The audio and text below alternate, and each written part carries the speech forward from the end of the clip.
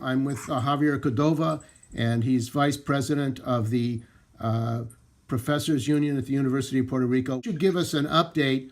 What's happening in Puerto Rico with the strike? Why is it happening? The kind of conditions you face and the response of the students and faculty to this attack on the public education, higher education in Puerto Rico. Sure. In June 2016, Congress of the United States passed a law, an act,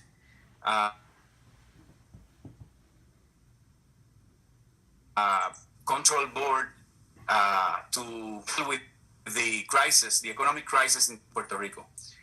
They call it the Puerto Rico Oversight, Management, and Economic Stability Act. The acronym is PROMESA, which in Spanish means promise. Actually, there's a group of young people, mainly, that they created a group called No Más Promesas, No More Promises, to fight the control board established by the Congress of the United States. That was under the presidency of Obama, and it had the approval of both Republican and Democratic parties in United States. So the control board, they call it the supervisory board. We call it the control board because it's not supervising anything. It's just controlling the government of Puerto Rico. They have the main objective of this board is to apply so that the bondholders of the public debt can collect the money, basically. So it's a board to collect money from the people of Puerto Rico. And one of the demands, actually, of the social movements in Puerto Rico and of the students in strike is to audit the public debt, which the previous government established a commission to do that, but they didn't give them the appropriate funding to do the audit, and they actually did some things, and they established they had like some preliminary results that more than 50% of the public debt of Puerto Rico is illegal. It was established the emissions, the bonds were illegally done. So our main demand is that we don't have to pay something that is illegal, illegitimate, etc. No, so actually, two members of the Fiscal Control Board were members of the Government Development Bank in Puerto Rico, responsible for taking billions of dollars. A huge conflict of interest because people that are now finances through the Congress of the United States were involved in the emission of the debt. The president of the board, actually, Jose Carrion, is an important contributor of money to the leaders of the party in power now in Puerto Rico. He is brother-in-law of Pedro Pierluisi, who was the resident commissioner in the U.S. Congress and former candidate for governor in the primaries of the P.P.U, which is the new progressive party, which is in power now in Puerto Rico. He's a collaborator of the governor of Puerto Rico. The control board, they are applying some huge austerity measures, and they are reducing funds in healthcare, in education.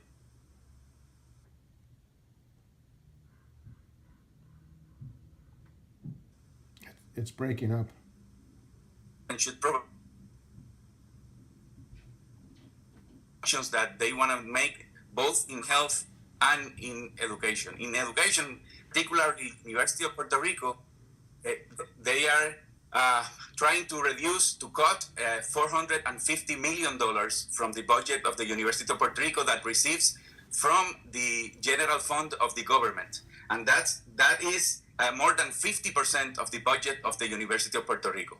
So, I mean, the University of Puerto Rico has 11 campuses, 11. 8 of them offer undergraduate programs, only undergraduate programs. Three of them, which are the biggest ones, they offer both undergraduate and graduate programs. And if you add up the budget of the 8 campus that undergraduate programs, they add up to $250 million. So if you want to reduce for $450 million, you will have to basically either close 8 of the campus or privatize them. And we are very worried that they will probably close some of them and privatize others. Actually, I am a professor of one of those campuses in Arecibo, which it probably will not exist without them to do this. Probably next year or in 2 years, they will just close or privatize our campus. So the students actually 9 of the campus are in strike. Students have assemblies. I mean, they have done like 3-4 assemblies in each campus. They have been in strike for some days. Then they stopped the strike, and then in April 5th, they made a general. It was the second time in the history of Puerto Rico that the students in all the 11 campus meet.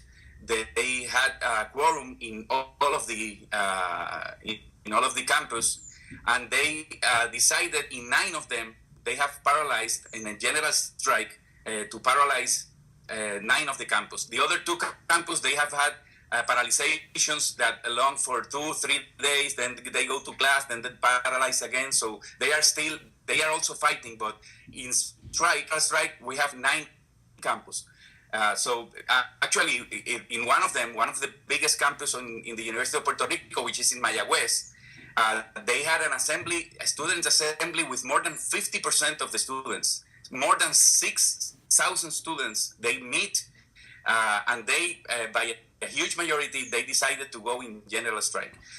The professors, we are supporting completely the strike, and the non-teaching employees of the University of Puerto Rico, they are organized in 2 unions.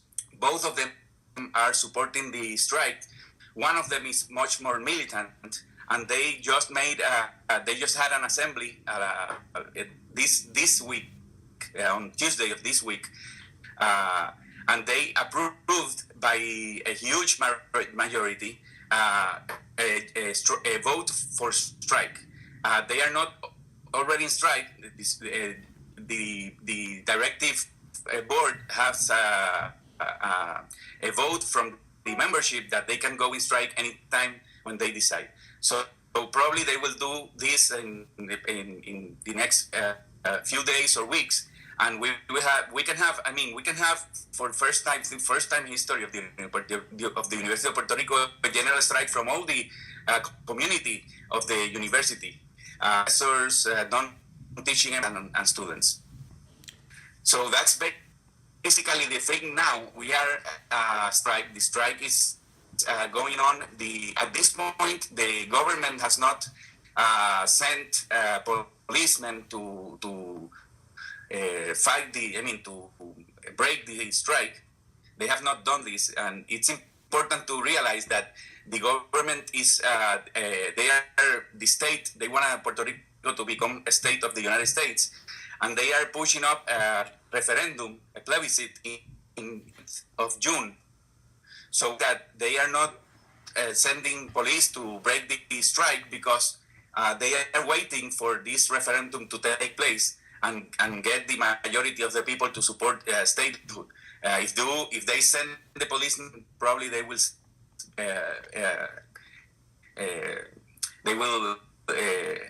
not get the support of the people.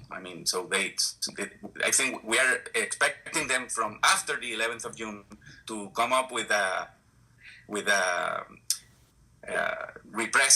for repression to deal with this strike. I should tell you that we have approved already paralyzation of the university in the May 1st, the International Working Day. We will have a paralyzation not only in the education, we have a paralyzation in the University of Puerto Rico, which is already paralyzed, but we don't know what's going on, if it's going to be paralyzed yet the 1st of May. But professors will go on strike the 1st of May. And the pre-university, the teachers, three of the unions, we have four unions, teachers union, three of them have already called for a strike the 1st of May. And the electric workers will go on strike, the water company workers will go on strike, and several other will go on strike the 1st of May, and we will have a huge march to demand the end of the control board. They should go away, stop applying neoliberal policies in Puerto Rico, and the government that they should not collaborate anymore with the control board. So we will have a general strike in the 1st of May, incorporating the workers in all of the country, and they are all of them.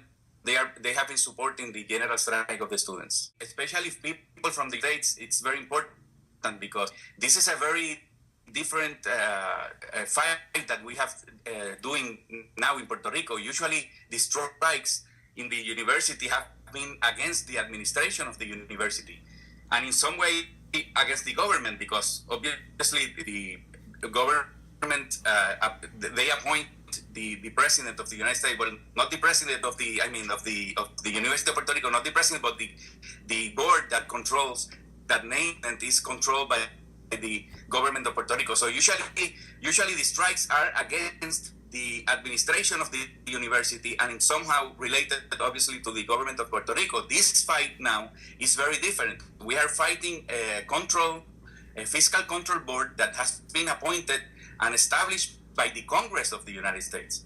So people from the United States, their support is very important, and it's very important that the congressmen and women from the United States, they know about this support, because they are the ones that can give instructions to the control board, or just abolish it. It's our demand is that control board should not exist.